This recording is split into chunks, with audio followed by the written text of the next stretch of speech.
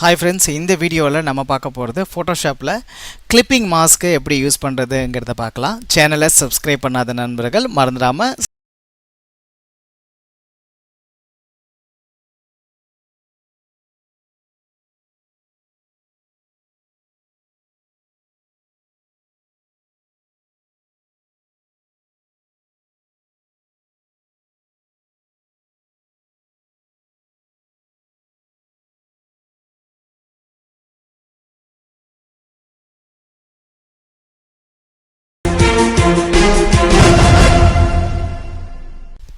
ஃபோட்டோஷாப்பில் clipping mask எப்படி use பண்ணுறதுங்கிறத இப்போ நம்ம பார்க்க போகிறோம். ஸோ இப்போ நமக்கு அதுக்கு ஒரு ஃபோட்டோ ஒன்று தேவைப்படுது. நான் ஒரு ஃபோட்டோ வந்து இங்கே பேஸ்ட் பண்ணிக்கிறேன். இல்லை ஏதாவது ஒரு ஃபோட்டோவை நான் செலக்ட் பண்ண போகிறேன். என்ன ஃபோட்டோ வேணுமோ அந்த ஃபோட்டோ நீங்கள் எடுத்துக்கலாம். ஆல்ரெடி நான் ஒரு ஃபோட்டோவை எடுத்து வச்சுருக்கேன். அதை வந்து நான் வந்து காப்பி கொடுத்து இங்கே நமக்கு தேவையான இந்த பேக்ரவுண்டில் வந்து நான் வந்து பேஸ்ட் பண்ணிக்கிறேன்.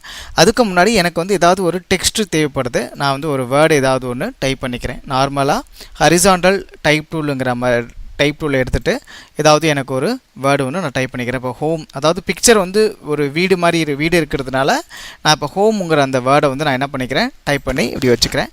ஸோ நீங்கள் பிக்சர் எவ்வளோ பெரிய சைஸ் வேணாலும் வச்சுக்கலாம், இல்லை டெக்ஸ்ட் வந்து எவ்வளோ பெரிய சைஸ் வேணாலும் நீங்கள் வந்து எடுத்து வச்சுக்கலாம். கிளிப்பிங் மாஸ்க்கு கொடுத்ததுக்கப்புறம் நீங்கள் வந்து ஃபோட்டோவோட சைஸையோ இல்லை வந்து அந்த டைப் பண்ணி வச்சுருக்கிற அந்த டெக்ஸ்ட்டோடைய சைஸையோ வந்து உங்களால் வந்து மாற்ற முடியும். அது மட்டும் இல்லாமல் ஃபோட்டோவோடைய பொசிஷனையோ இல்லை வந்து டெக்ஸ்ட்டோடைய பொசிஷனையோ உங்களால் வந்து மாற்றி வைக்க முடியும், மூவ் பண்ண முடியும்.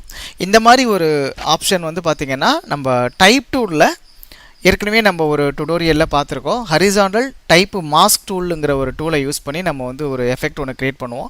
அதாவது அந்த ஃபோட்டோ வந்து டெக்ஸ்ட்டில் மட்டுமே தெரிகிற மாதிரி, நம்ம டெக்ஸ்ட் டைப் பண்ணி வச்சுருக்க அந்த டெக்ஸ்ட்டில் மட்டும் அந்த ஃபோட்டோ தெரிகிற மாதிரி ஒரு எஃபெக்ட் வந்து நம்ம வந்து க்ரியேட் பண்ணோம்.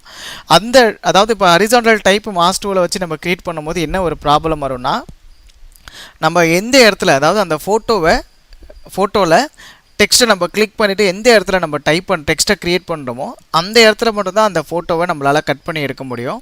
அந்த இடத்துல உள்ள ஃபோட்டோ மட்டும்தான் நம்மளுக்கு கட்டாயி வரும். பட் அதுக்கு அந்த மாதிரி இல்லாமல் இந்த ஃபோட்டோலேயே பார்த்திங்கன்னா, இப்போ எனக்கு எந்த இடத்துல வேணாலும் நான் இந்த டெக்ஸ்ட்டை நகர்த்தி வச்சு நான் அதில் வந்து ஒரு ஃபோட்டோவை அப்படியே நான் எடுக்கணும்னா, அப்போ அதுக்கு என்ன பண்ணலான்னா கிளிப்பிங் மாஸ்க்குங்கிற ஒரு ஆப்ஷனை நம்ம வந்து யூஸ் பண்ணலாம். அதை எப்படி பண்ணுறதுங்கிறத இப்போ நம்ம வந்து பார்க்கலாம். ஸோ இப்போ நம்மளுக்கு வந்து என்ன வேணும்னா, ஹோமுங்கிற அந்த டைப் பண்ணி வச்சுருக்கிற அந்த லேயர் வந்து எனக்கு வந்து கீழே ஃபஸ்ட்டில், அதாவது லேயர் 1க்கும் முன்னாடி எனக்கு வேணும். ஸோ அப்போ நான் என்ன பண்ண போகிறேன், அந்த லேயர் அப்படியே கிளிக் பண்ணிவிட்டு கீழே ட்ராக் பண்ணி இப்படி இழுத்துறேன். கீழே கொண்டு வந்தோன்னே எனக்கு அந்த லேயர் வந்து கீழே வந்துருச்சு. இப்போ வந்து ஹோமுங்கிற அந்த லேயர் தான் இப்போ நம்மளுக்கு ஃபஸ்ட் லேயராக இருக்குது. அதுக்கு மேலே நம்மளுக்கு வந்து லேயர் 1ங்கிறது நம்மளுக்கு செகண்ட் லேயராக இருக்குது.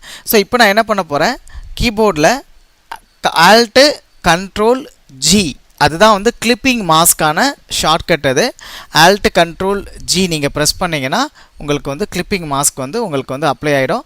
லேயர் 1 அந்த பிக்சர் இருக்கிற அந்த லேயரை நீங்கள் செலக்ட் பண்ணிவிட்டு Alt Control Gயை ப்ரெஸ் பண்ணணும்னா இது பாருங்கள், இப்போது அந்த டெக்ஸ்ட்டுக்குள்ளே வந்து அந்த பிக்சர் வந்து இப்போ தெரிய ஆரம்பிச்சிருக்கு. அதாவது அந்த டெக்ஸ்ட்டு எவ்வளோ தூரம் இருக்கோ அந்த அளவுக்கு மட்டும் தான் அந்த பிக்சர் தெரியுது. மற்ற இடங்களில் உள்ள பிக்சர் வந்து நமக்கு வந்து தெரியல. நம்மளுக்கு பின்னாடி பேக்ரவுண்டு ஒயிட் கலரில் வச்சதுனால அந்த பேக்ரவுண்டு மட்டும் தான் தெரியுது. டெக்ஸ்ட்டு இருக்கிற இடத்துல உள்ள பிக்சர் மட்டும் இப்போ நம்மளுக்கு உள்ளே வந்து நமக்கு வந்து தெரியுது. ஸோ இந்த கிளிப்பிங் மாஸ்க்குங்கிறது Control Alt G இந்த ஆப்ஷன் எங்கே இருக்குது, Alt Control Gங்கிற அந்த ஆப்ஷன் எங்கே இருக்குன்னு பார்த்தீங்கன்னா, ஃபோட்டோஷாப்பில் லேயர் மெனுவில் கிளிப்பிங் மாஸ்க்குன்னே ஒரு ஆப்ஷன் ஒன்று கொடுத்துருப்பாங்க. Alt Control Gங்கிறது இருக்குது. அதை தான் நம்ம வந்து ஷார்ட்கட்டில் கொடுத்தோம். இப்போ ரிலீஸ் கிளிப்பிங் மாஸ்க்குங்கிறது இங்கேயே இருக்குன்னா, நம்ம ஆல்ரெடி கிளிப்பிங் மாஸ்க் அப்ளை பண்ணதுனால வேண்டாம்னா நம்ம ரிலீஸ் கிளிப்பிங் மாஸ்க்கு கொடுத்துட்டோன்னா நம்மளுக்கு இப்போ தனியாக பிக்சர் தனியாக அண்ட் டெக்ஸ்ட் தனியாக நம்மளுக்கு வந்து வந்துடும். ஸோ இப்போ நான் அதை திரும்ப கொடுத்தோன்னா இப்போ நம்மளுக்கு தனியாக வந்துருச்சு. திரும்ப நான் என்ன பண்ணுறேன், அதே லேயர் மெனுக்கு போயிட்டு இப்போ போய் பார்த்தீங்கன்னா இங்கே பாருங்கள், கிரியேட் கிளிப்பிங் மாஸ்க்குன்னு ஒரு ஆப்ஷன் இருக்குது. பக்கத்தில் வந்து பார்த்தீங்கன்னா Alt Control Gன்னு ஒரு ஆப்ஷன் ஒன்று கொடுத்துருக்காங்க. ஸோ இப்போ நீங்கள் அந்த கிளிப்பிங் மாஸ்க்குங்கிறத அப்ளை பண்ணிங்கன்னா உங்களுக்கு இந்த மாதிரி ஒரு ஆப்ஷன் வந்துடும். இதுதான் நம்ம ஷார்ட்கட்டில் Alt Control Gங்கிறத ப்ரெஸ் பண்ணி நம்ம வந்து இந்த மாதிரி ஒரு எஃபெக்ட்டை வந்து நம்ம க்ரியேட் பண்ணோம். ஸோ இதில் என்ன ஒரு பெனிஃபிட்னா, இதே எஃபெக்ட்டை வந்து நம்ம வந்து நான் முன்னாடியே சொன்ன மாதிரி ஹரிசாண்டல் டைப் மாஸ்க் டூல் மூலியமாவோ இல்லை வெர்டிக்கல் டைப் மாஸ்க் டூல் மூலியமாவோ உங்களால் வந்து இந்த எஃபெக்ட்டை வந்து க்ரியேட் பண்ண முடியும். அப்படி க்ரியேட் பண்ணோன்னா என்ன ஆகும்னா, இப்போ இந்த நம்ம கிளிப்பிங் மாஸ்க் மூலமா நம்ம கிரியேட் பண்ணியிருக்கிறதுல வந்து பார்த்தீங்கன்னா இப்போ ஈஸியாக நம்ம வந்து டெக்ஸ்ட்டை எங்கே வேணாலும் நம்ம நகர்த்தி வச்சுக்கலாம். இப்போ பாருங்கப்போ நான் ஹோமுங்கிற அந்த டெக்ஸ்ட்டை வந்து நான் இந்த பிக்சரில் எந்த இடத்துல வேணாலும் நான் நகர்த்தி வச்சுக்கிறேன். அதே மாதிரி பிக்சரையும் நான் எப்படி வேணாலும் நான் வந்து தனியாக நகர்த்தி இப்படி நான் வச்சுக்கலாம். எந்த இடத்துல வேணாலும் நான் அந்த டெக்ஸ்ட் இருக்க தெரிகிற மாதிரி நான் வச்சுக்கலாம். ஆனால் நம்ம வந்து அந்த டைப்பு மாஸ்க் டூல் மூலமா நம்ம பண்ணோம்னா எந்த இடத்துலையுமே நம்மளால் நகர்த்த முடியாது. எந்த இடத்துல வச்சு நம்ம கிளிக் பண்ணிவிட்டு நம்ம டைப் பண்ணுறோமோ அந்த இடத்துல உள்ள பிக்சர் மட்டும்தான் உங்களுக்கு அந்த டெக்ஸ்ட்டில் அப்ளை ஆகிருக்கும். அதனால தான் நம்ம இந்த கிளிப்பிங் மாஸ்க் யூஸ் பண்ணிவிட்டு நம்ம இந்த மாதிரி ஒரு ரொம்ப ஈஸியாக நம்ம முறையில் அந்த பிக்சரில் வந்து நம்ம அந்த டெக்ஸ்ட்டை வந்து நம்ம வந்து அப்ளை பண்ணலாம். ஸோ இப்போ நம்ம கிளிப்பிங் மாஸ்க் அப்ளை பண்ண உடனே பார்த்தீங்கன்னா இன்னும் கொஞ்சம் நான் இந்த டெக்ஸ்ட்டோடைய சைஸ் வந்து சின்னதாக்கவோ இல்லை பெருசாக்கவோ என்னால் முடியும். அதே மாதிரி பிக்சரோட சைஸையும் என்னால் சின்னதாக்கவோ இல்லை பெருசாக்கவோ என்னால் முடியும். ஸோ இப்போ நான் ஃபாண்ட்டோட சைஸை கொஞ்சம் சின்னதாக்க போகிறேன். டெக்ஸ்ட்டுங்கிறத நான் ஃபுல்லாக செலக்ட் பண்ணிக்கிறேன். டெக்ஸ்ட்டை செலக்ட் பண்ணிவிட்டு இப்போ நான் என்ன பண்ண போகிறேன், ஃபாண்ட்டோட சைஸை கொஞ்சம் வந்து சின்னதாக்க போகிறேன். கரெக்டாக அந்த பிக்சர் இருக்கிற அளவுக்கு மட்டும் அந்த டெக்ஸ்ட்டு தெரிஞ்சால் போதும், மற்ற இடங்கள் நமக்கு தெரிய வேண்டியதில்லை. ஸோ இந்த அளவுக்கு இப்போ நான் வந்து க்ரியேட் பண்ணியாச்சு. ஃபாண்ட்டோட சைஸை நான் குறைச்சிட்டேன். கரெக்டாக அந்த பிக்சர் இருக்கிற அளவுக்கு மட்டும் அந்த டெக்ஸ்ட் வந்து எனக்கு தெரியுது. இப்போ நான் அந்த டெக்ஸ்ட் இருக்கிற லேயரை நான் செலக்ட் பண்ணியிருக்கிறதுனால அந்த ஃபோட்டோவில் எந்த இடத்துல வேணும்னாலும் நான் நகர்த்தி என்னால் வந்து மூவ் பண்ணி வச்சுக்க முடியும். தனித்தனி லேயராக இருக்கிறதுனால என்னால் நகர்த்தி நான் வந்து மூவ் பண்ணி வச்சுக்க முடியும். ஸோ இதுதான் இந்த கிளிப்பிங் மாஸ்க்குங்கிற ஒரு எஃபெக்ட் இது.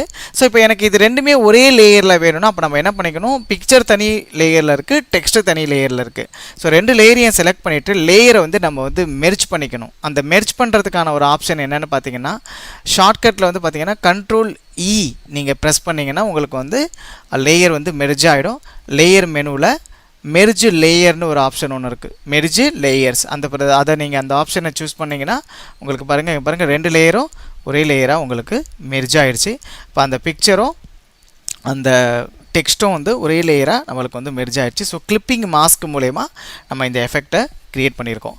இந்த வீடியோ உங்களுக்கு பிடிச்சிருந்ததுன்னா மறந்துடாமல் வந்து லைக் பண்ணுங்கள், உங்கள் ஃப்ரெண்ட்ஸ் எல்லாருக்குமே வந்து ஷேர் பண்ணுங்கள். இந்த வீடியோவை பற்றி உங்களுக்கு ஏற்படக்கூடிய கேள்விகள் சந்தேகங்கள் எல்லாத்தையுமே மறந்துடாமல் கமெண்ட்ஸ் பகுதியில் தெரிவியுங்க. மீண்டும் ஒரு அடுத்த வீடியோவில் நான் உங்களை சந்திக்கிறேன். தேங்க்யூ, நன்றி.